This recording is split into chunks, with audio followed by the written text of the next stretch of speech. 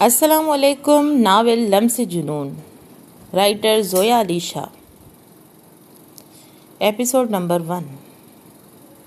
تم لوگ کوئی کام ڈھنگ سے کر بھی سکتے ہو یا نہیں؟ میرا برانڈڈ سوٹ تم لوگوں نے جلا کے رکھ دیا ہے، اس کے پیسے کیا تم لوگوں کا باپ دے گا؟ سوری بی بی، قسم سے میں انہیں جان بوجھ کر نہیں جلایا۔ بکواس بند کرو اپنی، تمہارے سوری کہنے سے کیا میرا اتنا مہنگا سوٹ ٹھیک ہو جائے گا؟ یہ میرب کی آواز ہے نا؟ اب یہ لڑکی کس پہ چلا رہی ہے؟ میرب کی ماں رفت بیگم اس کے پاپا ملک زبیر سے کہتی ہوئی بھاگتی ہوئی سیڑھیاں پھلانگ کر میرب کے کمرے میں پہنچی تھی۔ میرب غصے میں بہت تیز تھی اور اس کے بھائی کے حد سے زیادہ لاڈ اور پیار نے میرب کو بہت بگاڑ رکھا تھا۔ اکثر اس کی ماں اس کے بھائی سے شکایت کرتی تھی کہ تمہاری پیار نے میرب کو بہت بگاڑ دیا ہے۔ میرب ملک زبیر جو کہ بہت ہی مشہور بزنس مین تھا، اس کی بیٹی تھی۔ اس کا ایک بھائی جو اس سے حد سے زیادہ پیار کرتا تھا، عمر میں اس سے 12 سال بڑا تھا۔ اس کا نام شامیر ملک تھا۔ یہ ملک زبیر اور رفت بیگم کی بیش قیمت دولت ان کی 2 اولادیں تھیں۔ انہوں نے اپنی طرف سے اپنے بچوں کو بہت اچھی تربیت دی تھی، مگر میرب کو شامیر کے حد سے زیادہ لاڈ پیار نے کافی بگاڑ رکھا تھا۔ شامیر خود بہت ہی سلجھا ہوا انسان تھا۔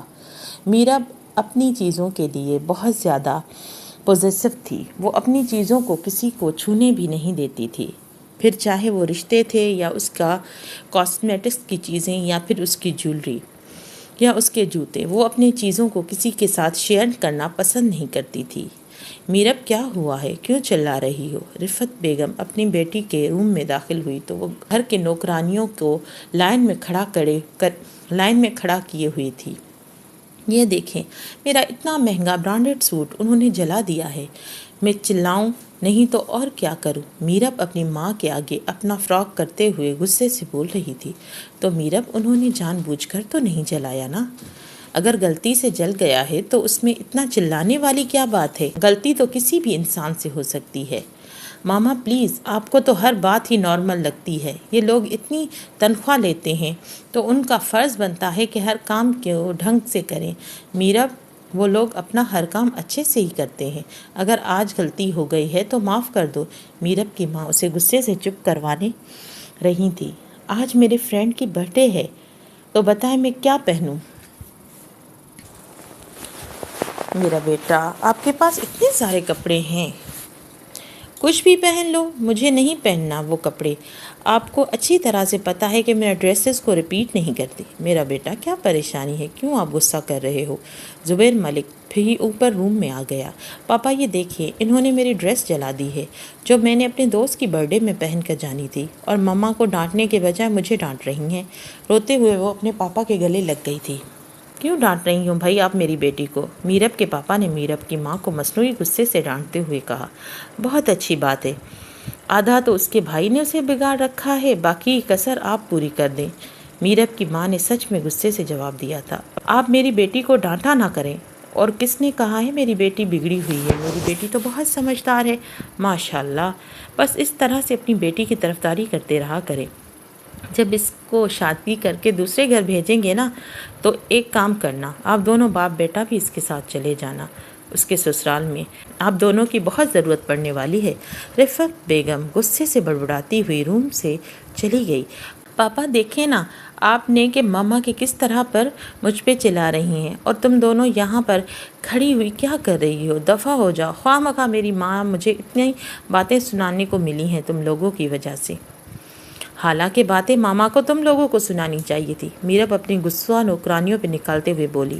نوکرانیاں بیچاری اپنی جان بچاتے ہوئے 1 منٹ سے پہلے کمرے سے 9:11 ہو گئیں۔ اب بتاؤ میری بیٹی کو کیا مسئلہ ہے؟ نیا ڈریس چاہیے پاپا؟ میرے دوست کی برتھ ڈے ہے اور مجھے وہاں پہ نیا ڈریس پہن کے جانا ہے۔ آپ کو تو پتہ ہے نا میں ڈریس کو دوبارہ نہیں پہنتی۔ میرب نے بے چارگاں سا منہ بناتے ہوئے اپنے پاپا سے کہا۔ تو جائیے نا نیا ڈریس لے لیں۔ میرب کے پاپا نے اپنے کریڈٹ کارڈ میرب کے ہاتھ میں تھماتے ہوئے کہا، لو یہ۔ پاپا، میرب اپنے بابا کے گلے میں باہیں ڈال کر خوشی سے جھومتی ہوئی کارڈ لے کر ڈرائیور کے ساتھ ڈریس لینے چلی گئی۔ پلیز سمجھنے کی کوشش کرو، میں نہیں رہ سکتا اس ملک میں میرا جسم ٹوٹا ہوا ہے، کیڑے رینگنے لگتے ہیں میرے جسم میں، اتنا درد ہوتا ہے کہ مجھ سے برداشت نہیں ہوتا، اور اس درد سے تو بہتر ہے کہ میں مر ہی جاؤں، زیادہ بہتر ہے، کیوں نہیں مجھے مرنے دیتے؟ مجھے جب تم لوگوں کو سب پتہ ہے کیوں میرا تماشا بنا رہے ہو؟ یا تو مجھے مرنے دو یا مجھے نشہ دے دو پلیز۔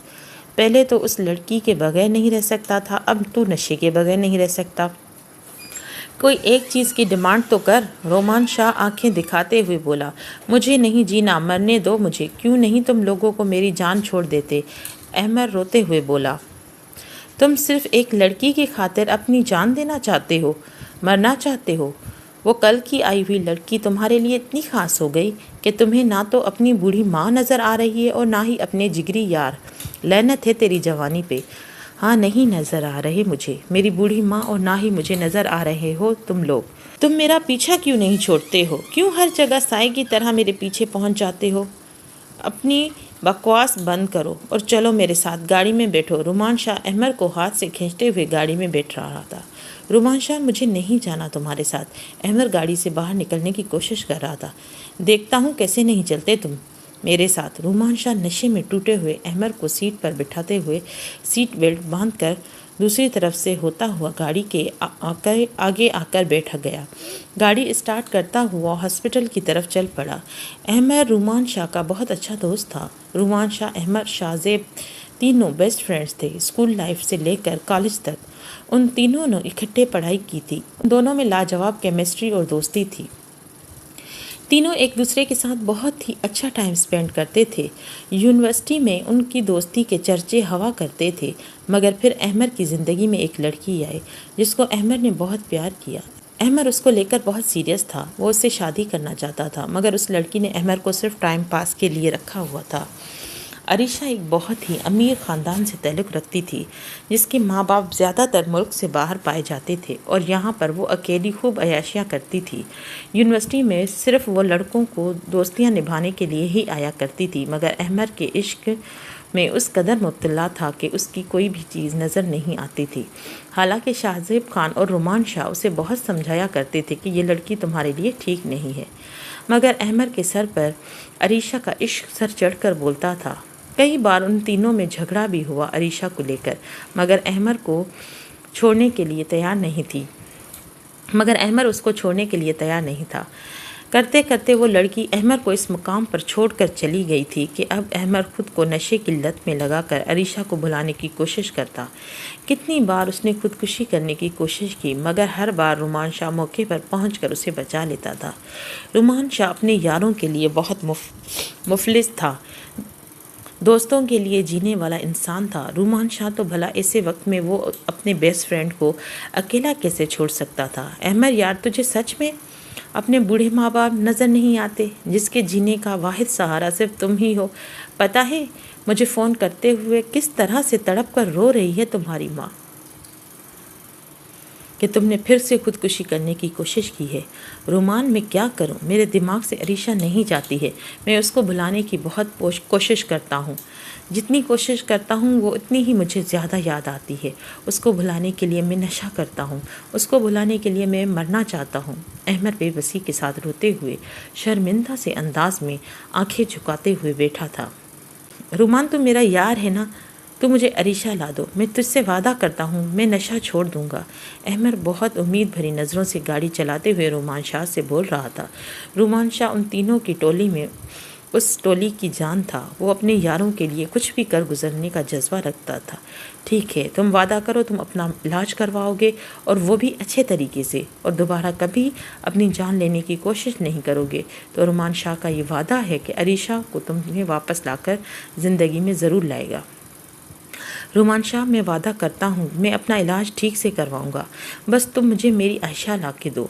رومان شاہ وعدہ کرتے ہوئے اسے ہاسپٹل کے اندر لے آیا، جہاں ڈاکٹر شاہ زیب ان کا ویٹ کر رہا تھا۔ ڈاکٹر شاہ زیب ان کی ٹولی کا دوسرا دوست تھا، تینوں آپس میں بہت اچھے فرینڈز تھے۔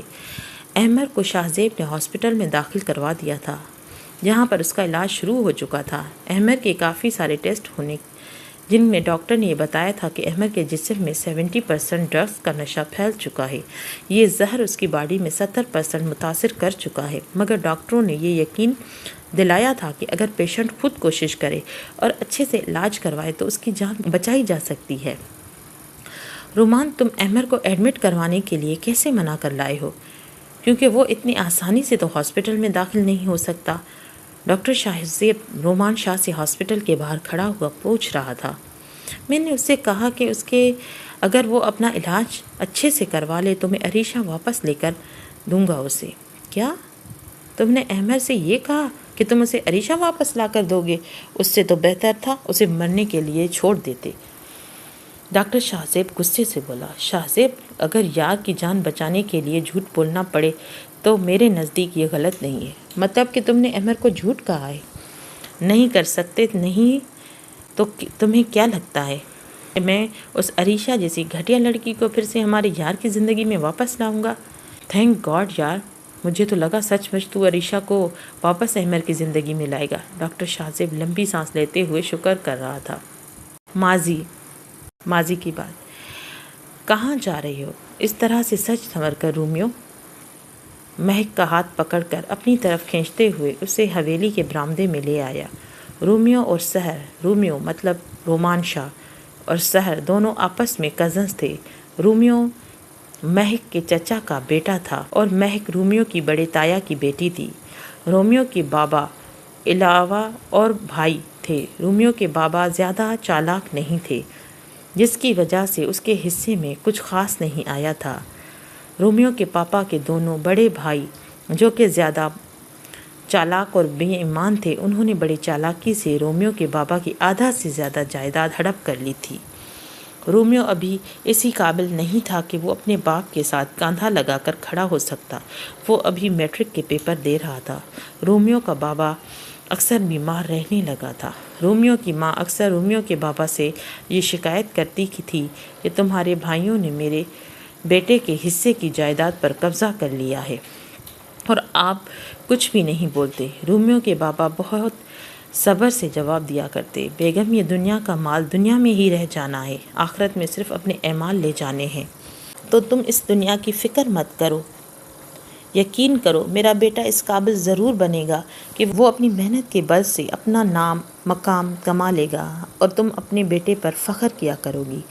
مگر رومیو کی ماں اکثر اس بات پر ناراض ہوتی کہ ہمارا بیٹا ہی نہیں، ہماری ایک بیٹی بھی ہے اور کل کو جب ہم اس کی شادی کریں گے تو اسے خالی ہاتھ رخصت کر دیں گے۔ رومیو کے بابا اس بات پر بڑی تحمل سے جواب دیا کرتے تھے، بیگم اللہ تعالیٰ نے ہمیں بیٹی دی ہے تو اس کے نصیب بھی اس کی ذات ضرور مقرر لکھے گی۔ تم ہماری بیٹی کے لیے پریشان نہ ہوا کرو، خدا اسے میرے جیسا ہم سفر دے گا، اسے کچھ بھی دینے کی ضرورت نہیں پڑے گی۔ اس بار رومیو کی ماں چپ کر جاتی تھی کیونکہ یہ سچ تھا کہ رومیو کے بابا نے رومیو کی ماں کو بہت پیار عزت سے رکھا تھا۔ حالانکہ رومیو کی ماں ایک بہت ہی غریب خاندان سے تعلق رکھتی تھی۔ رومیو کی ماں یتیم تھی، اس کے ماں باپ مرے ہوئے تھے اور دادی نے اس کو پالا تھا، جس وجہ سے رومیو کی ماں کچھ بھی جہیز میں نہیں لے کر آئی تھی۔ مگر ایک شادی میں رومیو کے بابا نے جیسے ہی اسے دیکھا وہ اسے بہت پسند آئی تھی۔ اس نے آ کر اپنے باپ سے ضد کی کہ مجھے اس لڑکی سے شادی کرنی ہے۔ بس شاید یہ شادی ہی رومیو کے بابا کے لیے سزا بن گئی تھی، کیونکہ نہ تو رومیو کی ماں کے اس کے دادا کے دوسری بہوؤں کی طرح خاندان تھے، نہ ہی امیرانہ دوسری بہوؤں کی طرح پڑھی لکھی تھی۔ رومیو کی ماں بہت ہی سادہ مزاج اور نیک عورت تھی، جس کی وجہ سے ہمیشہ وہ سب سے الگ تھلگ ہی رہی۔ اس نے کبھی بھی گھر والوں سے شکوہ شکایتیں لڑائیاں جھگڑے نہیں کیے تھے۔ کبھی دل بھر جاتا تو اپنے شوہر سے بھڑاس نکال لیتی تھی۔ اسے کبھی بھی گھر کے بہو ہونے کا مان نہیں دیا گیا تھا۔ زندگی کا سفر یوں ہی کٹے گیا، مگر رومیو کے بابا نے ہمیشہ رومیو کی ماں کو بہت محبت دی اور اسے کبھی کوئی پچھتاوا نہیں تھا، نہ ہی اسے پچھلا ہوا کوئی بات یاد آتی تھی۔ اس لیے رومیو کی ماں سچ میں اپنی بیٹی کے لیے اپنے شوہر جیسا ہم سفر خدا سے مانگتی تھی۔ رومیو کو اپنی تایا کی بیٹی مہک بہت پسند تھی، مگر مہک رومیو کو منہ نہیں لگاتی تھی۔ اس وجہ سے نہیں کہ رومیو خوبصورت نہیں تھا، رومیو خوبصورتی کے لحاظ سے خاندان کا سب سے خوبصورت لڑکا تھا، مگر رومیو کے پاس اس کے بابا کی جائیداد نہیں تھی۔ اور نہ ہی گھر میں رومیو کے بابا کی وہ حیثیت تھی جو اس کے دونوں تایا کی تھی۔ اس لیے رومیو کو بھی مہک ہمیشہ ریگریٹ ہی کرتی تھی، مگر رومیو ہر بار اپنے دل سے مجبور ہو کر شہر کے قریب ہو جاتا تھا۔ آج بھی مہک جب تیار ہو کر دوسری حویلی جا رہی تھی، دوسری حویلی میں مہک ننیال والے رہتے تھے۔ مہک کے ماموں بھی کافی نک چڑھے تھے، ان کو بھی کافی مان تھا اپنی دولت پر۔ چھوڑو میرا ہاتھ، مجھے دوسری حویلی جانا ہے، مہک رومیو سے اپنا ہاتھ چھڑاتے ہوئے بولی۔ دوسری حویلی اتنا سج سنور کر جانے کی کیا ضرورت ہے؟ رومیو کو شہر کا یوں سجنا بہت برا لگتا تھا۔ مہک بہت ہی زیادہ فیشنیبل لڑکی تھی۔ رومیو تم اپنے کام سے کام رکھا کرو، میں نے تمہیں ایسا کوئی حق نہیں دیا کہ تم مجھ سے سوال جواب کرو، نہ تم میرے باپ ہو اور نہ ہی میرے بھائی، سمجھے؟ مہک تم مجھ سے اس الفاظ میں بات کیسے کرتی ہو؟ میرے جذبات سے تم ناواقف تو نہیں ہو جو اتنی معصوم بن کر مجھے پاپا اور بھائی نہ ہونے کا طعنہ دے رہی ہو؟ تمہارے ساتھ کیا رشتہ ہے اور کیا میں بنانا چاہتا ہوں تم بہت اچھے طریقے سے جانتی ہو۔ پتہ ہے کہ تم میرے ساتھ کوئی رشتہ بنانا نہیں چاہتی ہو، مگر مجھے تمہارے ساتھ ایسا کوئی رشتہ نہیں بنانا کیونکہ تمہارا اسٹیٹس مجھ سے میچ نہیں کرتا۔ تمہاری حیثیت ہی کیا ہے؟ ہماری حویلی میں نوکروں کی طرح ہو۔ مہک نے آنکھیں گھما کر ناگواری سے رومیو کی طرف دیکھتے ہوئے کہا، مہک میں تم سے پیار کرتا ہوں، اور یار مجھے ایک بار پڑھائی مکمل کر لینے دو، میرا وعدہ ہے میں بہت محنت کروں گا، میں اتنا پیسہ کماؤں گا کہ میں تمہاری ساری خواہشیں پوری کر سکوں گا، پلیز مجھے تھوڑا وقت دو۔ مہک کا ہاتھ پکڑتے ہوئے کھڑا ہوا۔ پلیز رومیو، یہ مجنوں جیسی باتیں مجھ سے مت کیا کرو، اور نہ ہی میرے پاس اتنا ٹائم ہے کہ تمہیں دے سکتی ہوں، اور نہ ہی میں تمہارا اوور ویٹ کر سکتی ہوں۔ میرے پاس تم سے بہتر آپشنز موجود ہیں، تو میں کیوں تمہارا ویٹ کروں؟ ایسی کیا خاصیت ہے تم میں؟ مہک کی نظر اس کے ماموں کے بڑے بیٹے شازم پر تھی۔ ابھی باہر سے پڑھ کر آیا تھا۔ شازم خود بہت ہی سلجھی ہوئے پرسنالٹی کا مالک تھا اور رومیو کا بہت اچھا دوست بھی، جس کو مہک میں کوئی انٹرسٹ نہیں تھا، مگر مہک کو اس سے پیسے اور اس کی اسٹیٹس کا بہت اچھا لگتا تھا۔ اس وقت بھی وہ میک اپ سے لت پت ہو کر ٹائٹ کپڑے پہنے ہوئے بڑے حویلی صرف اسی کے لیے جا رہی تھی۔ وہ شازم پر ڈورے ڈال سکتی تھی۔ رومیو جو مہک کے لیے بہت سیریس تھا، اسے مہک کا یوں سنور کر ٹائٹ کپڑے پہن کر جانا زہر لگتا تھا، مگر وہ مہک کی بکواس اس کے آگے بھی بے بس ہو کر چپ ہو جاتا۔ مہک آ جاؤ، یہاں کھڑی کیا کر رہی ہو بیٹا؟ اپنے اسٹیٹس کے لوگوں کے ساتھ اٹھا بیٹھا کرو۔ مہک کی ماں نے دور کھڑے ہو کر مہک اور رومیو کو کھڑا دیکھ کر رومیو پر طنز مارتے ہوئے مہک کو بلایا۔ رومیو غصوں سے اپنی بڑی تائی کو دیکھتے ہوئے سیڑھیاں چڑھ کر چھت پر آ گیا، کیونکہ اگر گھر کے اندر جاتا تو اس کی ماں اور بہن فوراً ہی بھانپ لیتی کہ رومیو کو کس نے کچھ کہا ہے، تو وہ بھی پریشان ہو جاتی، اور رومیو ان کو پریشانی کی وجہ نہیں بننا چاہتا تھا، کیونکہ رومیو کی ماں کی زندگی میں پہلے ہی بہت ساری پریشانیاں تھیں، وہ مزید نہیں بڑھانا چاہتا تھا۔ رومیو چھت پر جا کر کتنی دیر یوں ہی اداسی سا ہو کر آسمان کی طرف دیکھتا ہوا رہا۔ رومیو کے گھر والوں کا یہ رویہ اسے کمزور نہیں کرتا تھا، بلکہ ان کے رویوں کی وجہ سے رومیو خود کو پیروں پر کھڑے ہونے کا جنون بڑھ جاتا۔ وہ ہر ٹھوکر کے بعد خود کو اور مضبوط کر کے کھڑا کرتا تھا۔ واپس سے اب حال میں آتے ہیں۔ وہ عمان شاہ کی پہلے کی اسٹوری تھی کہ وہ جس طرح سے اس کے چاچا اس کی زندگی میں اس سے پراپرٹی اس کے باپ سے لے گئے تھے۔ اب حال میں آتے ہیں۔ خان بابا جلدی گاڑی چلاؤ، میرے فرینڈز مال میں میرا انتظار کر رہے ہیں۔ میرب گاڑی میں بیٹھتے ہوئے خان بابا، جو میرب کے بابا کا بہت پرانا ڈرائیور تھا، اس پر چلائی تھی، بی بی جی ٹریفک جام ہے۔ ایک تو کراچی کی ٹریفک کا یہ مسئلہ ہے، بندہ مرتا جاتا ہے، ٹریفک ہٹنے کا نام ہی نہیں لیتی۔ خان بابا کوشش کر کے گاڑی ٹریفک سے نکال کر ہال میں چلے، میری فرینڈز میرا ویٹ کر رہی ہیں۔ جی بی بی جی، میں کوشش کر رہا ہوں، انشاءاللہ ہم لوگ تھوڑی دیر میں مال میں پہنچ جائیں گے۔ خان بابا ٹریفک سے گاڑی کو نکالنے کی کوشش کرتے ہوئے جواب دے رہا تھا۔ جیسے تیسے کر کے خان بابا نے ٹریفک سے گاڑی کو نکالا۔ میرب کو جلدی سے مال پہنچنا تھا، کیونکہ میرب کے جذباتی پن اور غصے سے خان بابا بہت اچھی طریقے سے واقف تھا۔ آخر بچپن سے ان کو جوانی تک کا سفر خان بابا اپنے ہی ساتھ دیکھا تھا۔ اللہ تیرا شکر ہے ہم لوگ مال پہنچ گئے۔ میرب گاڑی سے اترتے ہوئے اللہ کا شکر ادا کر رہی تھی۔ وہ اپنے بیگ کو لیتی ہوئی بھاگتی ہوئی اندر مال میں داخل ہو رہی تھی۔ بچے تم مجھے کس کام پر لگا دیتی ہو؟ بھائی پلیز پلیز پلیز، کیا آپ میرا یہ چھوٹا سا کام نہیں کر سکتے؟ مرحا بچے، میں تمہارے سب کام کر رہا ہوں، مگر یہ تم مجھ سے ناولوں والا کام مت کروایا کرو۔ اب میں جا کر کیا بولوں کہ مجھے کون سا ناول چاہیے؟ یار میں نام بھول جاتا ہوں نا، اپنے اچھے خاصے بزنس مین بھائی کو کن کاموں میں ڈال دیا ہے۔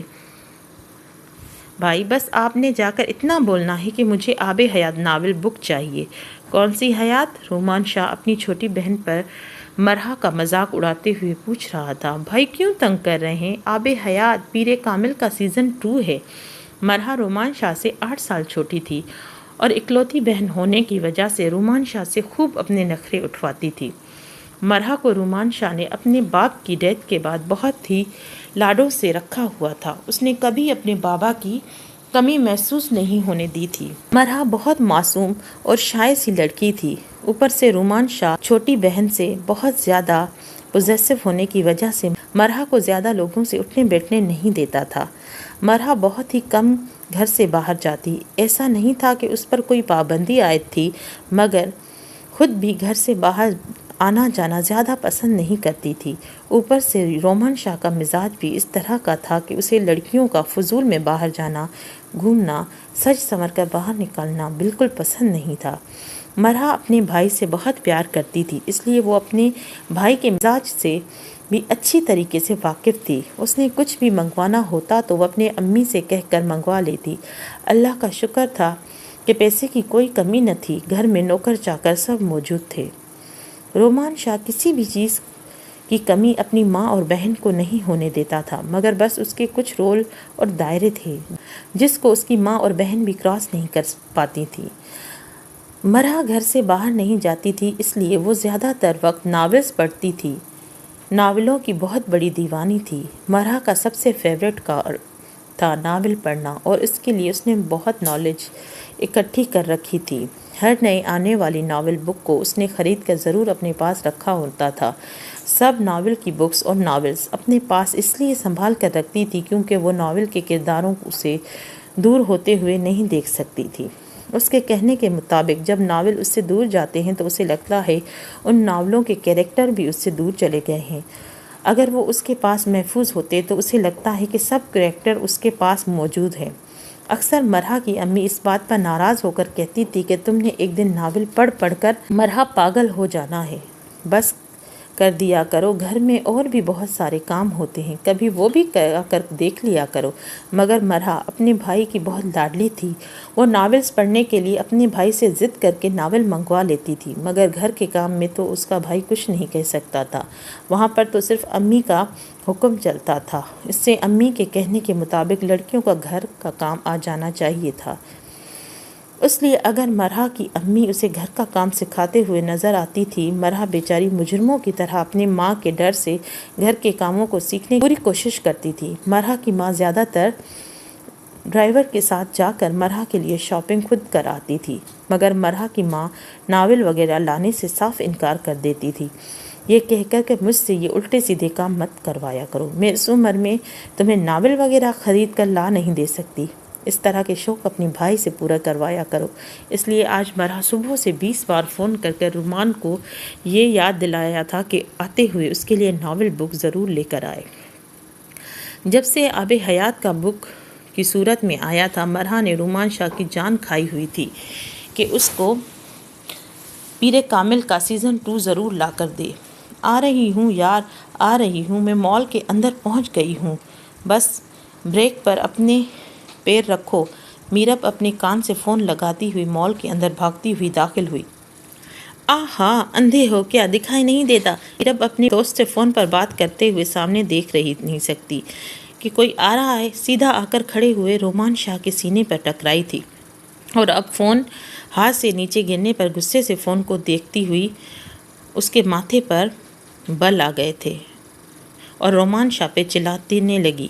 میرا خیال سے اندھا میں نہیں تم ہو، آنکھیں تمہیں کھول کر چلنا چاہیے، میں تو اپنی جگہ پہ کھڑا ہوں، چل کر تم آ رہی ہو۔ اس شخص نے اتنے ایٹیٹیوڈ کے ساتھ الفاظ ادا کیے کہ میرب اس کی شکل دیکھتے بنا نہ رہ سکی۔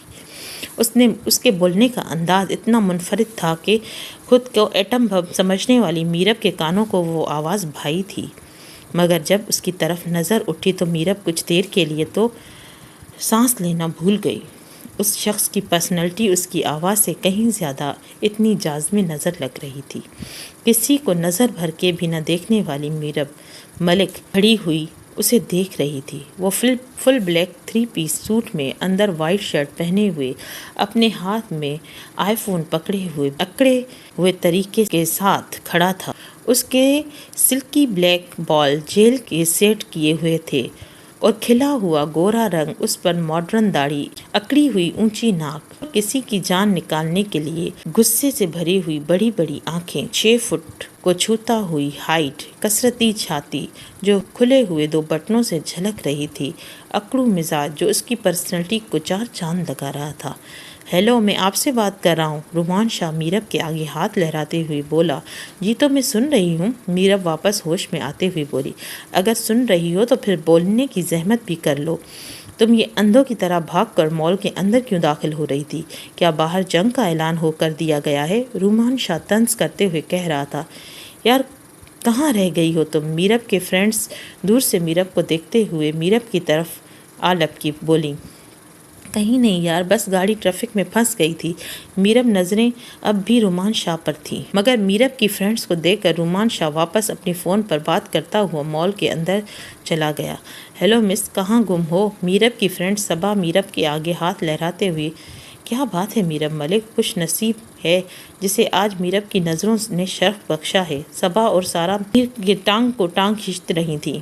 ہائے یار، وہ چیز ہی ایسی تھا کہ میں تو دیکھتی ہی رہ گئی۔ میرب نے ٹھنڈی سانس بھرتے ہوئے اس کی طرف دیکھا جہاں سے ابھی رومان شاہ گزر کر گیا تھا۔ میرب چلو یار، تجھے تو کسی ڈاکٹر سے چیک کروانا ہوگا۔ صبا میرب کے ماتھے پر ہاتھ رکھتے ہوئے مصنوعی گھبراہٹ اور ٹینشن دکھانے لگی۔ بکواس بند کرو، میرب نے صبا کے منہ بند کرنے کو کہا۔ نہیں یار میرب، ہمیں تو سچ مچ تمہاری فکر ہو رہی ہے۔ یہ سورج آج کس طرف سے نکلا ہے جو میرب کو کوئی لڑکا اچھا لگا ہے؟ تم تو ہر لڑکے میں کیڑے نکالتی رہتی ہو۔ ہمیں تو لگا کہ تمہارے لیے کوئی آسمانی مخلوق آئے گی جسے تم پسند کرو گی، مگر یار تم نے تو روح زمین پر کسی لڑکے کو دیکھ کر لائک بول دیا ہے۔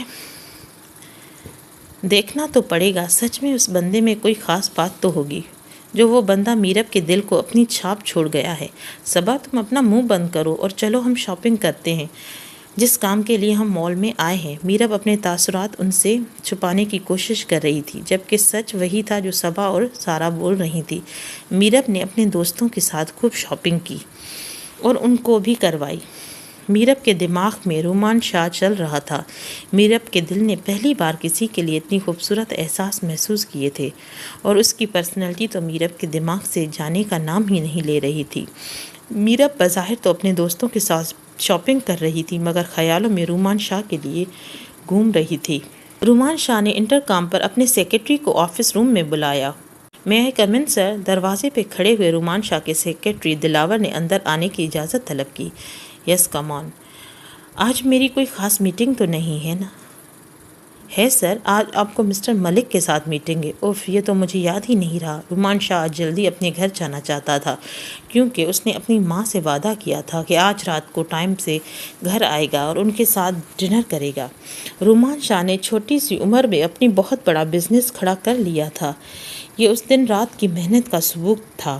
رومان شاہ نے اپنی زندگی میں بہت اتار چڑھاؤ دیکھے تھے، جس کی وجہ سے رومان شاہ چٹان کی طرح مضبوط تھا۔ رومان شاہ اس اونچائی کا نام تھا جس پر جانے کے لیے لوگ ترستے تھے۔ اس محنت میں رومان شاہ اپنی ماں اور بہن کو زیادہ ٹائم نہیں دے پاتا تھا، جس کی شکایت اکثر اس کی ماں کرتی تھی۔ آج اس نے سوچا تھا کہ آج وہ گھر جلدی جائے گا، جیسے کہ وہ اپنی ماں کے ساتھ وعدہ بھی کر کے آیا تھا کہ آج رات کا کھانا وہ اکٹھے کھائیں گے، مگر وہ یہ بھول گیا تھا کہ آج مسٹر ملک کے ساتھ اس کی بہت اہم میٹنگ تھی جہاں پر بہت سارے ممبرز اکٹھے ہونے والے تھے۔ ملک کے گھر ایک چھوٹی سی گیدرنگ پارٹی تھی اور وہ وہیں پہ بہت سارے ڈیل سائن ہونی تھی۔ رومان شاہ کے لیے یہ ڈیل کافی امپورٹنٹ تھی، اس لیے جانا بہت ضروری تھا۔ اب رومان شاہ سوچ رہا تھا وہ اپنی ماں کو کیا کہے گا۔ ٹھیک ہے دلاور تم جاگ سکتے ہو۔ رومان شاہ دلاور کو بھیج کر اپنی ماں کو فون ملانے لگا۔ السلام علیکم۔ السلام علیکم چونٹی، تم نے فون اٹھایا ہے؟ امی کدھر ہے؟ امی کچن میں ہے، آپ کے لیے آج جلدی آنا ہے نا؟ تو امی پورے گھر کے ملازموں کی جدوجہد میں لگایا ہوا ہے کہ ان کا اکلوتے بیٹے کے پسند کے سارے کھانے بننے چاہیے، اور خود بھی ہٹلر بن کر ان کے سر پہ کھڑی ہوئی ہیں۔ مرا نے پورے دن کی رپورٹ رومان شاہ تک پہنچائی۔ مرا، ایک پرابلم ہو گئی ہے۔ کیا؟ میری ایک امپورٹنٹ میٹنگ ہے تو میں رات کو لیٹ ہو جاؤں گا۔ بھائی، آپ کو پتہ ہے امی صبح سے لگی ہوئی ہیں رات کے ڈنر کی تیاری کے لیے، اور آپ نے کتنے مزے سے کہہ دیا کہ آپ کو رات لیٹ آئیں گے۔ مرا بچے، مجھے پتہ ہے، مگر میٹنگ بہت امپورٹنٹ ہے۔ نہ ہوتی اگر امپورٹنٹ چھوڑ کے آ جاتا۔ بھائی، میں تو کچھ نہیں کہہ سکتی، آپ امی سے بات کریں۔ مرا پلیز تھوڑی سی ہیلپ کر دو، تم امی کو سمجھا لو پلیز۔ سوری بھائی، میرے پاس تو اور بھی بہت سارے کام ہیں کرنے کے لیے۔ ویسے بھی امی کو یہ بولنے کا مطلب ہے، جو یہ نیوز امی کو سنائے گا، امی اپنے غصے کے بم اسی پر پھوڑیں گی۔ مرا آرام سے سارے مسئلے کی بیچ میں سے نکلنا چاہ رہی تھی۔ مرا بچے، جب تمہیں کوئی بھی حیات چاہیے ہو تو پھر مجھے فون کرنا مت بھولنا، میں بالکل نہیں لے کر آؤں گا۔ بھائی آب حیات، مرا اپنے ناول بک کا نام خراب ہوتے سن کر چیخی۔ بھائی، میں امی سے کیا کہوں گی؟ امی میرے کہنے سے کون سا سمجھنے والی ہے، آپ خود ہی بات کر لیں۔ مرا، رومان کا فون ہے۔ مرا کی ماں کچن سے ہاتھ پہنچتے ہوئے باہر آئیں، صوفے پر بیٹھی تھی۔ مرا کو بات کرتے ہوئے سمجھ گئیں کہ رومان سے بات کر رہی ہے، کیونکہ مرا اتنی چہک چہک کر صرف اپنے بھائی سے بات کرتی تھی۔ مرا کی خاص دوستیاں بھی نہیں تھی، اس لیے فون پر اس کا انداز سمجھتے ہوئے مرا کی ماں چلتی ہوئی اس کے پاس آ گئی۔ جی امی، بھائی کا فون ہے، یہ لیں، بات کریں۔ مرا اپنی جان چھڑا کر فون امی کو تھماتے ہوئے اپنے روم میں چلی گئی، کیونکہ جا کر اسے بہت ضروری کام کرنا تھا، اور وہ ضروری کام تھا ناول پڑھنا۔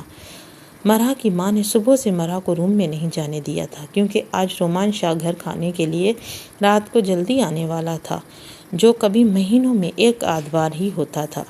امی آئی ایم سوری، میں رات کو لیٹ آؤں گا، اصل میں میری ایک ضروری میٹنگ تھی، مجھے یاد نہیں تھی، ورنہ میں آپ کو بتا دیتا۔ رومان شاہ شرمندگی والے انداز میں بول رہا تھا۔ رومان بیٹا، یہ کیا طریقہ ہے؟ آپ کو پتہ ہے میں آج صبح سے آپ کے لیے کتنی محنت کی ہے، آپ کے پسند کا کھانا بنایا ہے، اور آپ ہیں کہ آرام سے بول دیا کہ میں رات کو لیٹ آؤں گا۔ امی جان، اصل میں مجھے میٹنگ یاد نہیں تھی، اور میٹنگ بہت ضروری ہے، نہیں ہوتی تو میں نہیں جاتا۔ رومان، مجھے نہیں پتا، تم میٹنگ اٹینڈ کرنے کے بعد جب گھر آؤ گے، میں اور مرا تمہارے ساتھ کھانا کھائیں گے۔ اوکے ماما، ڈن ہو گیا، میٹنگ میں کچھ نہیں کھاؤں گا، آپ کے ساتھ آ کر گھر کھانا کھاؤں گا، مگر پلیز آپ اور مرا کچھ ہلکا پھلکا کھا لینا، آپ کی طبیعت خراب نہ ہو جائے۔ امی جان، آپ کو پتہ ہے نا آپ کا بی پی کی دوائیں لینی ہوتی ہیں، پلیز آپ تھوڑا سا کھانا کھا لینا اور دوائی بھی کھا لینا، اگر آپ کے بھوکے رہنے سے شوگر بڑھی تو پھر آپ کا اور میرا جھگڑا ہونا ہے۔ رومان شاہ اپنی ماں کی صحت کی بہت فکر کرتے ہوئے، ویسے بھی اسی کی عزیز خونی رشتوں میں صرف اس کی ایک بہن اور ماں ہی تو تھیں، اس لیے وہ ان دونوں کی جان کے ساتھ کوئی بھی رسک نہیں لے سکتا تھا۔ اپنی امی جان کو پیار سے سمجھا کر تسلی دیتے ہوئے رومان شاہ فون بند کر کے ملک ہاؤس کی طرف نکل آیا، جہاں پر آج اسے ایک اہم میٹنگ تھی۔ وہاں پر کافی ساری ڈیلز فائنل ہونی تھی، جن میں سے ایک ڈیل رومان شاہ کی تھی۔ یہ ڈیل رومان شاہ کے لیے بہت ضروری تھی۔ آج کی ڈیل سائن کر کے رومان شاہ کا بزنس جس بلندی پر آج تھا، اس سے 4 گنا اوپر جانے والا تھا، اس لیے رومان شاہ اس میٹنگ کو اٹینڈ کرنے کے لیے خود بھی کافی انٹرسٹڈ تھا۔ یار اب تم لوگ فون بند کرو، مجھے نہانا ہے۔ میرے پچھلے 4 گھنٹے سے اپنی فرینڈز کے ساتھ ویڈیو کال پر گپے مارتی ہوئی اب میرب ان کو فون بند کرنے کا بول رہی تھی، کیونکہ اب اسے پتا تھا کہ ماما آ جائیں گی اور میرب کو خوب ڈانٹ لگائیں گی، کیونکہ وہ کافی بار میرب کو نیچے بلا چکی تھی کھانے کے لیے۔ میرب یار بعد میں نہا لینا، ابھی کون سا تم نے کہیں جانا ہے؟ صبا میرب کو ابھی اور بات کرنے کے لیے اکسا رہی تھی، کیونکہ ان سب کے گپ شپ کی جان میرب ہی تھی۔ ان کی فرینڈز ہمیشہ میرب کو پارٹی کی جان کہا کر کر بلاتی تھی۔ نہیں یار، اب اور دیر نہیں کر سکتی، ورنہ ماما بہت ناراض ہوتی ہیں، ان کی بہت گندا لگتا ہے کالج سے گھر آ کر جب میں یونیفارم چینج نہیں کرتی، اور اگر ماما روم میں آ گئیں تو قسم سے بڑی ڈانٹ پڑے گی۔ میرب اپنی فرینڈ سے جان چھڑاتے ہوئے واش روم جا کر بند ہو گئی۔ مگر ملک زبیر کے گھر میں آج ایک چھوٹی سی پارٹی تھی جہاں پر بہت سارے بزنس مین جمع ہونے والے تھے، اور یہاں پر کافی ساری ڈیلز تھیں جو ان لوگوں نے آپس میں سائن کی تھی۔ یہاں پر آج بہت بڑے بڑے بزنس مین آنے والے تھے، اور ان میں سے ایک بہت بڑا نام تھا جس میں ملک زبیر بڑی بے صبری سے انتظار کر رہے تھے۔ وہ نام تھا رومان شاہ، جس نے اپنی چھوٹی عمر میں بہت بڑے بزنس امپائر کھڑا کر کے بزنس کی دنیا میں اپنا بہت مضبوط مقام بنایا تھا۔ اس کا بزنس کی دنیا میں کام کرنے کا اسٹائل اتنا منفرد اور یونیک تھا کہ بہت بڑے بڑے بزنس مین میں اس سے ملنے کی خواہش رکھتے تھے۔ دیکھنے میں وہ 30 سال کا ایک نوجوان لڑکا تھا، مگر اس کا تجربہ اس کی عمر سے زیادہ تھا۔ آج ملک زبیر جو سب سے بڑی ڈیل تھی وہ رومان شاہ کے ساتھ ہونے والی تھی، جس کو سائن کرنے کے لیے ملک زبیر بہت عرصے سے کرنے کا ارادہ رکھتا تھا۔ کافی سارے لوگ آ چکے تھے۔ ملک زبیر نظریں رومان شاہ کا انتظار کر رہی تھی۔ Welcome my home. ملک زبیر نے جیسے ہی رومان شاہ کو گیٹ سے اندر آتے ہوئے دیکھا تو فوراً اسے ویلکم کہنے کے لیے آگے بڑھے اور ہاتھ ملاتے ہوئے بہت پرجوش انداز سے رومان شاہ کا ویلکم کیا اور اسے اپنے ساتھ لے کر اندر آئے۔ ملک زبیر کا گارڈن ایریا بے حد وسیع اور خوبصورت تھا، اس لیے ملک زبیر نے آج کی گیدرنگ کا ارینجمنٹ گارڈن ایریا میں کیا تھا۔ پارٹی میں اور سب لوگ آپس میں گپ شپ کرنے میں مصروف تھے اور کھانا کھانے میں شروع ہو گئے، مگر رومان شاہ کھانے میں انٹرسٹڈ نہیں تھا۔ اسے گھر جا کر اپنی پیاری ماں کے ساتھ اور اس کے ہاتھ کا بنا ہوا کھانا کھانا تھا۔ انہوں نے رومان شاہ کے لیے بہت محبت سے تیار کروایا تھا۔ رومان شاہ، آپ کھانا کیوں نہیں کھا رہے؟ ملک زبیر رومان شاہ کو کھانا کھاتے ہوئے نہ دیکھ کر باقی مہمانوں کو پوچھتے ہوئے آ کر رومان شاہ کے پاس کھڑے ہوئے۔ ملک صاحب، ریئلی سوری، مگر میں کھانا نہیں کھا سکتا۔ اگر ریزن میری امی جان، کیونکہ میری امی جان نے میرے لیے بہت شاندار ڈنر پلان کیا تھا، اور اگر میں وہ ڈنر کروں گا تو میری امی جان کے ساتھ میرا خدا بھی ناراض ہوگا۔ اپنی ماں کو ناراض نہیں کرنے کے لیے تو آئی ہوپ آپ میری سچویشن سمجھ سکتے ہیں، لیکن پھر آپ ڈرنک تو لیں پڑی ہے نا۔ نو ڈرنک نہیں کرتا میں۔ ملک زبیر نے حیران ہو کر رومان شاہ کی طرف دیکھا۔ کیوں مذاق کر رہے ہیں رومان شاہ؟ ملک صاحب، قسم سے میں شراب نوشی نہیں کرتا۔ سچ؟ رومان شاہ آپ جیسا شخص ڈرنک نہیں کرتا، مجھے حیرانی ہوئی سن کر۔ کیوں، اس میں حیرانی کی کیا بات ہے؟ یہ میرے پیاری امی جان کی دی ہوئی تربیت ہے۔ اس کا کہنا ہے شراب حرام ہوتی ہے اور حرام چیز کو ہاتھ نہیں لگانا چاہیے، منہ تو دور کی بات ہے۔ رومان شاہ ہنستے ہوئے اپنی پیاری امی جان کی تربیت کی تعریف کر رہا تھا۔ ویری گڈ، یہ تو بہت اچھی بات ہے، اور آپ کی ماں جی نے بہت اچھی تربیت کی ہے آپ کی۔ ملک زبیر رومان شاہ کی ماں کی تربیت کی سراہ کرتے ہوئے بولے، چلیے آپ کی امی جان نے کولڈ ڈرنک پینے کی اجازت تو دی ہوگی، یا پھر آپ ہمارے گھر سے کچھ کھانا پسند نہیں کر رہے؟ نہیں ملک صاحب، کس طرح کی باتیں کر رہے ہیں؟ شرمندہ مت کریں، میں آپ کی کولڈ ڈرنک لے لیتا ہوں۔ ملک زبیر نے ویٹر کو اشارہ کیا۔ وہ کولڈ ڈرنک لے کر آیا، مگر بیچارے کا پیر ٹیبل سے ٹکرانے کی وجہ سے اس کے ہاتھ میں پکڑی ہوئی کولڈ ڈرنک رومان شاہ کے اوپر گر گئی۔ ویٹر بیچارہ ڈر کے مارے بہت گھبرا گیا اور سوری بولنے لگا۔ ملک زبیر نے بھی تھوڑا غصے سے کہا، ذرا دیکھ کر چلا کریں، آپ نے ہمارے مہمان کی سب کپڑے خراب کر دیے۔ مگر رومان شاہ نے کہا، کوئی بات نہیں، ایسا ہوتا ہے، اس نے جان بوجھ کر تو نہیں کیا۔ It's okay.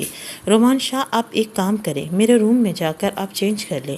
نہیں، کوئی بات نہیں، میں گھر جا کر چینج کر لوں گا۔ رومان شاہ ملک کے گھر اندر جانا اور چینج نہیں کرنا چاہتا تھا۔ نہیں رومان شاہ، کس طرح کی باتیں کر رہے ہیں آپ؟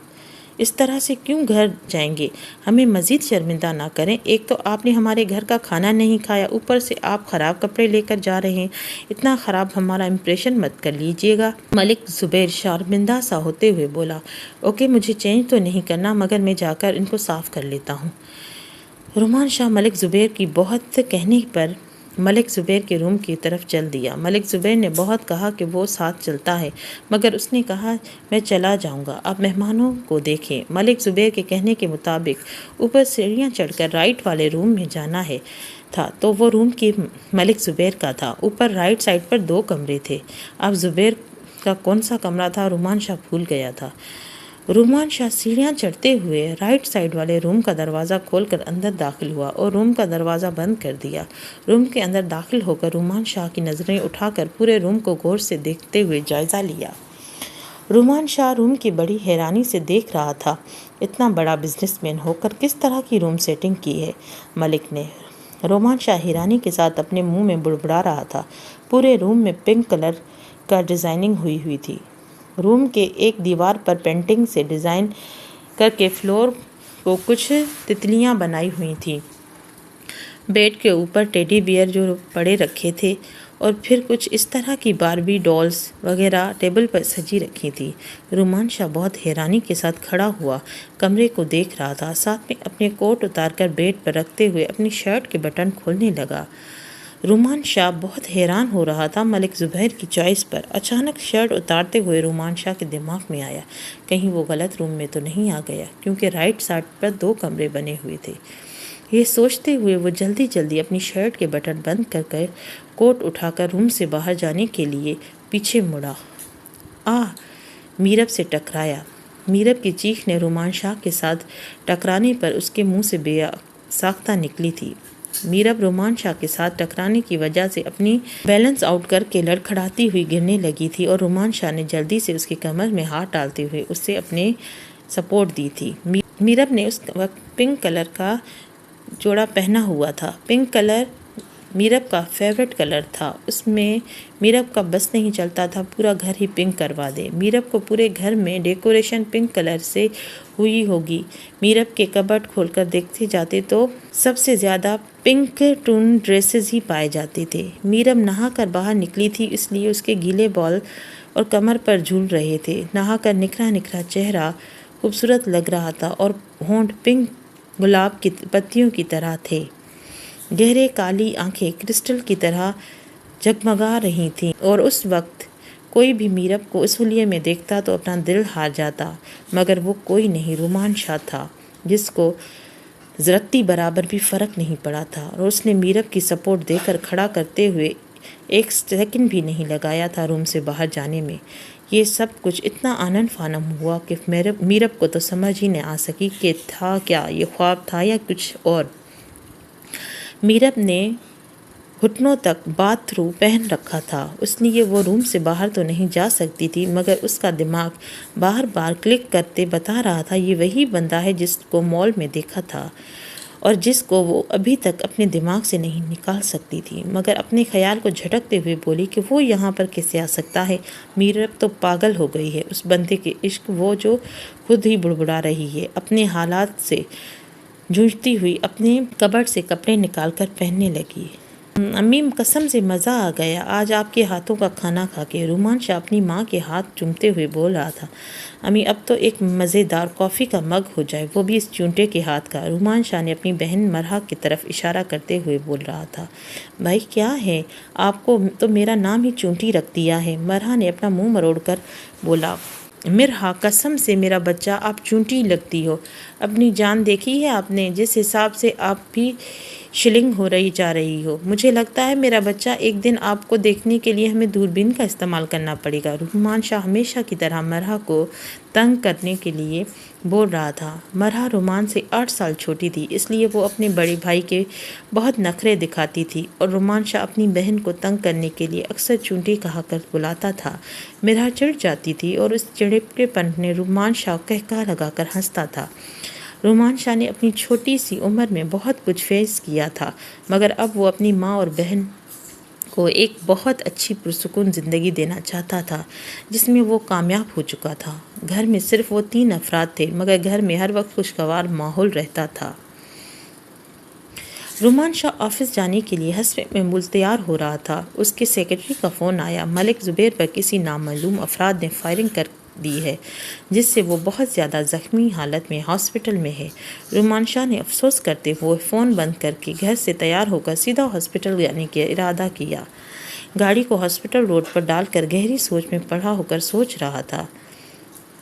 میرب میرا بچہ، اگر کچھ بولو گی تو پتہ چلے گا نا، تم کیوں رہی ہو؟ میرب کو فون کان سے لگائے ہوئے روئے جا رہی تھی۔ بھائی، پاپا کو گولی لگی ہے اور ہم لوگ پاپا کے ساتھ ہاسپٹل میں ہیں۔ وہ روتے ہوئے مشکل صرف اتنا ہی کہہ پائی، یا اللہ رحم فرما۔ میرب کی بات سنتے ہی شاہ میر کے منہ سے بے ساختہ اللہ سے رحم کے لیے دعا نکلی تھی۔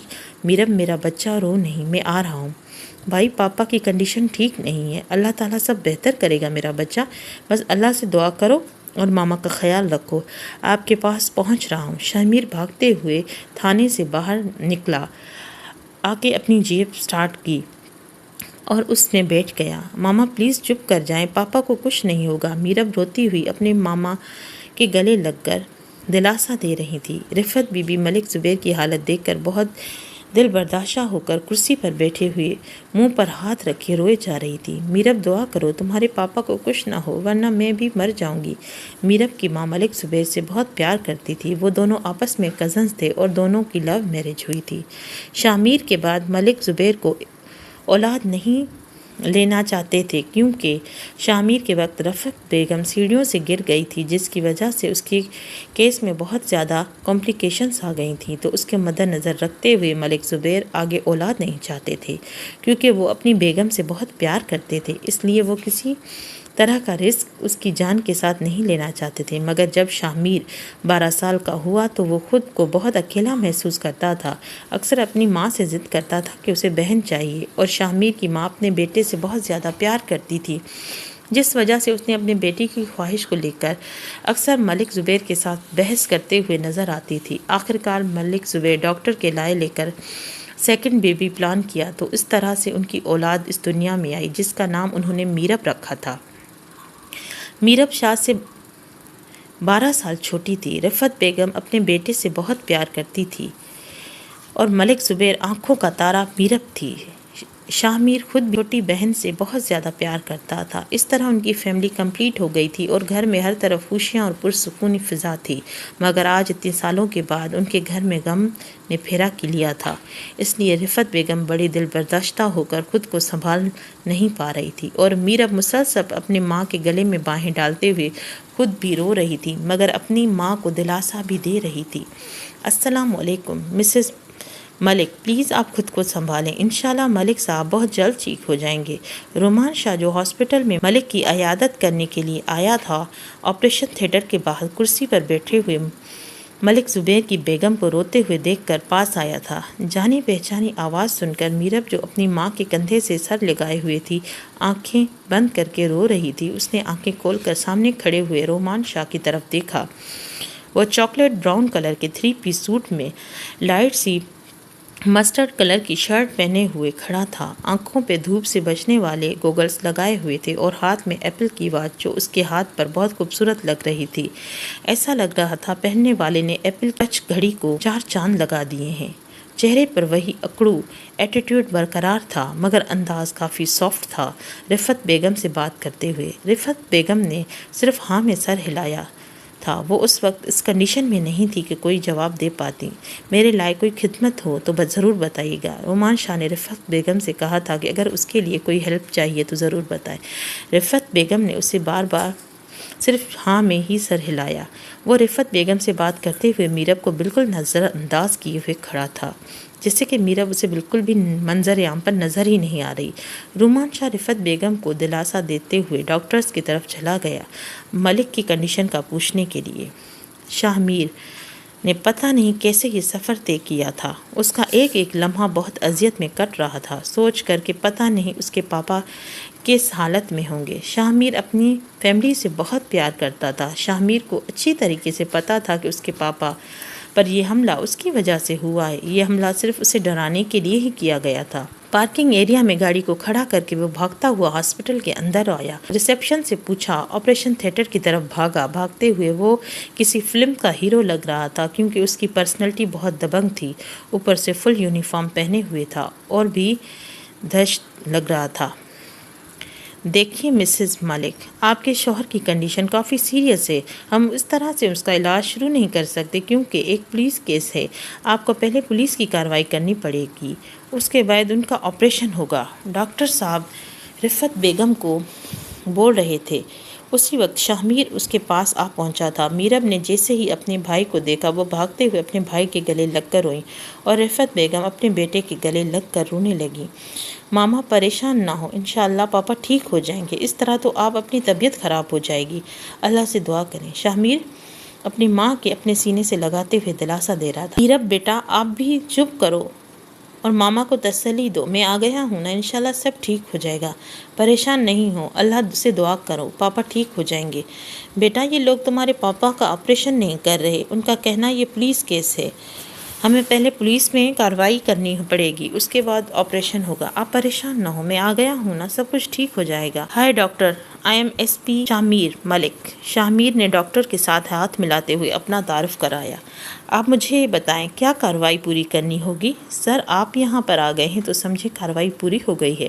ڈاکٹر نے جیسے ہی شاہمیر کا نام سنا تو ساری کارروائی بھول گیا تھا، کیونکہ اسے ایس پی شاہمیر کے بہادری کے چرچے تو پورے شہر میں تھے۔ بچے بچے کے منہ پر اے ایس پی شاہمیر ملک کا نام تھا، جسے وہ تھانہ DHA میں ٹرانسفر ہو کر آیا تھا، اس نے مجرموں کے ناک میں دم کر رکھا تھا۔ اس کی بہادری کے چرچے اس قدر تھے کہ بچے اسکول کے فنکشن میں بھی ایس پی شاہمیر ملک بننا چاہتے تھے۔ اکثر اسکولز میں بچے ایس پی شاہمیر ملک کا رول پلے کرتے نظر آتے، اس لیے بیچارے ڈاکٹر کو تو ساری کارروائی بھول ہی گئی تھی۔ تو ٹھیک ہے، اگر کارروائی کی ضرورت نہیں تو پھر فوراً سے پہلے آپریشن شروع کیجیے۔ ایس پی کے رعب دار آواز ہاسپٹل میں گونجی تھی۔ جی سر، سارا انتظام ہو چکا ہے، بس آپ کو یہاں پہ سائن کر دیں، اس کے بعد ہم آپریشن شروع کر دیں گے۔ ڈاکٹر صاحب چلا گیا اور ایس پی کے آگے پیچھے گھوم رہے تھے۔ آپریشن شروع ہو چکا تھا۔ شاہمیر اپنی بہن اور ماں کے پاس آ بیٹھا ہوا انہیں تسلی دے رہا تھا اور اپنے رب سے بہت ساری دعائیں کر رہا تھا، اللہ تعالیٰ اس کے پاپا کو تندرستی اور صحت والی زندگی عطا کرے، اور ساتھ ہی ان مجرموں کو پھانسی کے تختے تک پہنچانے کا پلان بنا رہا تھا جن کی وجہ سے آج اس کی ماں اور بہن خون کے آنسو رو رہے تھے۔ وہ اس کا باپ زندگی اور موت کے بیچ میں جھول رہا تھا۔ ایس پی کو بہت دنوں سے دھمکیاں مل رہی تھیں، مگر ایس پی شاہمیر دھمکیوں سے ڈرنے والی چیز نہیں تھا، اس لیے انہوں نے ٹارگٹ اس کے پاپا کو بنایا تھا کہ ایس پی شاہمیر اس وقت ایک بہت ہی بڑا کیس ہینڈل کر رہا تھا، ایک بہت بڑی ذمہ دار کا بیٹا جس نے گاؤں کی ایک معصوم لڑکی جو ایک غریب گھر سے تعلق رکھتی تھی اس کا ریپ کیا تھا، اور اب وہ اپنے دبدبے اور پیسے سے اس کیس کو بند کروانے کے لیے اپنے بیٹے کو رہائی دلانا چاہتا تھا۔ مگر جب یہ نہ ہوا سکا تو اس نے ایس پی کو رشوت دینے کی کوشش کی، مگر وہ ایس پی شاہمیر ملک تھا جو بہت باضمیر تھا، جو بکاؤ چیز نہیں تھا۔ پھر نوبت دھمکیوں پر آ گئی، اور جب دھمکیوں سے بھی نہیں ڈرا تو اب تیسرا حربہ یہ آزمایا گیا تھا کہ اس کے باپ پر اٹیک کروایا گیا تھا، مگر یہ بھول گئے تھے کہ ایس پی شاہمیر ڈرنے والی چیز نہیں ہے، بلکہ اس کے باپ پر اٹیک کروا کر انہوں نے اپنی موت کو دعوت دی ہے۔ تقریباً 1 گھنٹے کے بعد ڈاکٹرز آپریشن تھیٹر سے باہر آئے اور انہوں نے یہ نیوز دی کہ آپریشن کامیاب رہا، ملک زبیر اب خطرے سے باہر ہے اور ان کو وارڈ میں شفٹ کیا جا سکتا ہے۔ شاہمیر، رفعت بیگم اور میرب نے اللہ کا شکر ادا کیا۔ رفعت بیگم جلدی سے اٹھی اور وضو کر کے شکرانے کے نفل ادا کیے، اور میرب وہیں پر اپنے بھائی کے کاندھے پر سے سر لٹکائے ہوئے پرسکون ہو کر آنکھیں بند کیے ہوئے بیٹھی تھی، اور شاہمیر اللہ کا شکر ادا کرنے کے بعد اب مجرموں کے موت کے تختے تک لے جانے کا منصوبہ بنا رہا تھا۔ ماضی۔ رومیو بیٹا تو کہاں ہے؟ تیرے بابا کی طبیعت بہت خراب ہے، جلدی گھر آ تاکہ ہم ان کو ہاسپٹل لے جا سکیں۔ رومیو کی ماں رومیو کو فون کر کے اسے بابا کو ہاسپٹل لے جانے کا بول رہی تھی۔ امی بس تھوڑی دیر میں گھر پہنچ جاؤں گا، مجھے تایا نے مجھے گھر کا سامان لینے کے لیے مارکیٹ بھیجا ہے۔ رومیو بیٹا جلدی آ، تیرے بابا کی طبیعت بہت خراب ہے، اور تجھے پتہ ہے تیرا سوا کسی کو بولوں گی، سب لوگ اپنے کاموں میں مصروف ہیں، ان کے پاس ہمارے لیے ٹائم نہیں ہے۔ رومیو کی ماں روتے ہوئی اپنے بیٹے کو جلدی گھر آنے کا کہہ رہی تھی۔ فون بند کر کے رومیو کی ماں بھاگتی ہوئی اپنی بڑی جیٹھانی کے پاس گئی جو مہک کی ماں تھی۔ بھابھی جان، رومیو کی بابا کی طبیعت بہت خراب ہے، پلیز آپ بھائی صاحب سے بولیں کہ وہ رومیو کے بابا کو ہاسپٹل لے چلیں، ان کی تو خود طبیعت ٹھیک نہیں ہے، وہ BP کی دوا کھا کر فی الحال آرام کر رہے ہیں، جب انہیں اٹھیں گے تو بتا دوں گی۔ تو بھابھی پلیز آپ عاصم کو بھیج دیں، وہ ہمیں ہاسپٹل تک چھوڑ دے، اس کے آگے میں سب کچھ دیکھ لوں گی۔ عاصم رومیو کو बड़ी ताई के बेटे का नाम था, जो महक का छोटा भाई था। नहीं, वो तो बिल्कुल भी नहीं जा सकता। मेरा बच्चा अभी अभी तो कॉलेज से वापस आया है, वो तो नहीं जा सकता, बहुत थका हुआ है। वो और बोल भी रहा था कि उसके सर में बहुत दर्द है। तो भाभी सीधा सीधा बोले ना कि आप लोगों ने हमारी मदद करनी ही नहीं है। अब रोमियो के पापा को हॉस्पिटल हमारे साथ लेकर जाना ही नहीं चाहती। कुछ तो खुदा तरसी करें भाभी। आज तक आप लोगों ने जो कुछ भी किया हमारे साथ, हमने कभी उफ तक नहीं किया। कभी अपने साथ होने नाइंसाफ़ियों का आपसे गिला शिकवा नहीं किया, मगर आज सिर्फ आपसे थोड़ी मदद ही तो मांग रही हूँ कि मेरे शोहर को हॉस्पिटल तक पहुँचा दे। मेरे साथ ज़्यादा बकवास करने की ज़रूरत नहीं है। अपने औकात में या हद में रहा करो। जब कह दिया कि तुम्हारे भाई साहब उठेंगे तो बोल दूंगी कि तुम्हारे शोहर को हॉस्पिटल पहुंचा दें, तो फिर इतनी ज़बान दराजी की ज़रूरत नहीं है। भाभी, मैंने आज तक आपसे कभी ज़बान दराजी की ही नहीं। आज भी आपने ज़बान दराजी नहीं कर रही। ये तो मेरे अंदर का दुख है जो कड़वा अल्फाज बनकर मेरे मुंह से बाहर आ रहा है। मैं उसकी मज़रत करती हूँ। प्लीज़ आप भाई साहब को उठा दें। रोमियो के पापा के सीने में दर्द हो रहा है। मैं आगे आपके हाथ जोड़ती हूँ। अम्मी, क्या कर रही हैं आप? क्यों उन लोगों के सामने हाथ जोड़ रही हैं? अगर आप खुद की तौहीन करवा रही हैं। रोमियो मार्केट से अपनी ताया का सामान लेकर अपनी ताई जान को पकड़ा कर ले आया था। वहाँ पर अपनी माँ को देखते हुए हाथ जोड़कर उनको खून खोल रहा था। हाँ हाँ, तुम्हारा गैरतमंद बेटा आ गया है, अब तुम उसे ले जाकर हॉस्पिटल चली जाओ। रोमियो की ताई ने उसके सीने में तीर घोंपना शुरू कर दिया।